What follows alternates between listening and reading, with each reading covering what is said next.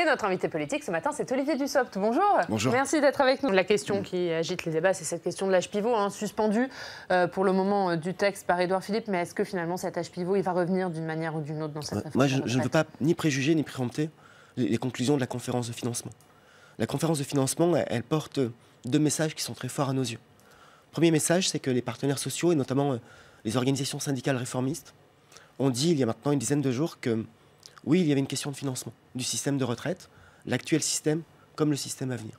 Et que oui, ils étaient prêts à en discuter pour garantir un équilibre à moyen et long terme, puisque eux-mêmes, comme nous, considèrent que l'équilibre financier du système de retraite est à la fois un gage de solidité, de durabilité, c'est aussi un gage de justice, puisqu'on ne reporte pas la charge, comme on le fait depuis 30 ou 40 ans, sur les générations suivantes. Et puis, il y a un deuxième message, qui est celui de la confiance que le gouvernement fait au dialogue social et de notre ouverture. Dans la loi telle qu'elle a été rectifiée, dans l'avant-projet de loi tel qu'il a été rectifié, nous avons listé l'ensemble des hypothèses de travail. Toutes ne seront pas retenues. Toutes n'ont pas le soutien du gouvernement. Nous ne voulons pas, par exemple, modifier l'âge légal d'ouverture des droits et donc l'âge légal de départ à la retraite. Mais si nous disons aux partenaires sociaux que nous souhaitons qu'ils puissent travailler, qu'ils puissent explorer toutes les pistes et nous faire des propositions, il faut que le champ soit le plus large possible. Et donc, laissons-les travailler. Si, vous l'avez quand même restreint, le champ. Pas de baisse des pensions, pas de hausse des cotisations, pas de hausse des cotisations. Nous ne voulons pas alourdir le coût du travail, nous l'avons dit, puisque c'est un des critères de la compétitivité, c'est un des axes forts de la politique que nous menons, mais aussi de la politique de l'offre qui avait été initiée depuis 2013, il faut le rappeler. Par contre, laissons les partenaires sociaux travailler. Le chef du gouvernement l'a dit, Édouard Philippe l'a répété, si les partenaires sociaux ne proposaient pas de mesures d'équilibre, nous prendrions nos responsabilités, tout en nous inspirant d'ailleurs de leurs travaux, de leurs échanges. J'ai une conviction, c'est qu'ils y arriveront. On va parler de la pénibilité. Les syndicats de fonctionnaires, notamment CGT, FO Solidaire, ont boycotté les réunions bilatérales prévues avec vous cette semaine sur cette question de la pénibilité. Rien n'est négociable, c'est ce qu'ils disent. Qu'est-ce que vous leur répondez? Moi, je travaille avec ceux qui veulent avancer.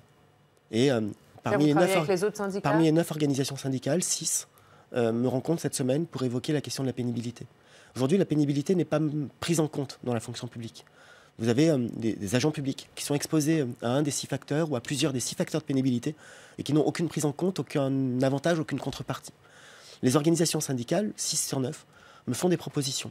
Certaines sont des points de désaccord parce que nous sommes dans la discussion. D'autres sont des points sur lesquels nous pouvons avancer. Nous avons dit que nous étions ouverts à un travail pour améliorer la définition des fameux critères. Le Premier ministre a dit par exemple que le fait de devoir faire minimum 120 nuits par an pour être reconnu comme travailleur de nuit pouvait être revu à la baisse pour couvrir plus de personnes. Hier, les organisations syndicales réformistes, je pense notamment à la CFDT, à l'UNSA, m'ont indiqué qu'ils souhaitaient une réflexion sur ce qu'on appelle les polyfacteurs. C'est un peu technique, mais ce sont des agents publics, mais c'est valable dans le privé, qui sont exposés à plusieurs facteurs de pénibilité, mais jamais suffisamment pour pouvoir en valider un et en déclencher un au sens des règles actuelles. Certains m'ont aussi évoqué la question de la pénibilité tout au long de la carrière. Il y a des points sur lesquels nous pouvons avancer. Et il y a un point qu'est-ce que vous êtes prêt à accepter? Ceux que je viens d'évoquer, par exemple, nous travaillons sur ces points-là et ils se sont engagés à me fournir des propositions techniques pour que nous puissions les étudier et les confronter avec nos propres pistes de travail.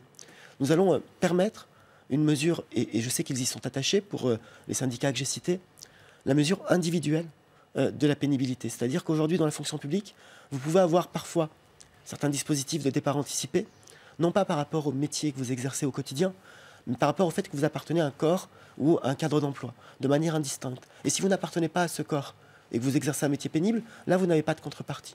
Le fait de regarder cela de manière individuelle va permettre à des agents publics qui aujourd'hui ne sont pas couverts d'être mieux protégés, d'être mieux accompagnés. Et je vais accompagner cela parce que parfois, le calendrier fait bien les choses. Dans son travail propre à la fonction publique, le Premier ministre, Édouard Philippe, m'a demandé de lui présenter pour le mois de mars un plan santé au travail dans la fonction publique. C'est une première en la matière. Et je dispose, par la loi de transformation de la fonction publique que j'ai portée au Parlement, de la possibilité de prendre une ordonnance sur la prévention des risques psychosociaux, sur les instances médicales, sur la prévention de la pénibilité ordonnance que nous préparons pour l'été. Cette ordonnance va nous permettre d'accentuer aussi le volet prévention dans la fonction publique pour faire en sorte que la pénibilité soit mieux prévenue plutôt que seulement réparée.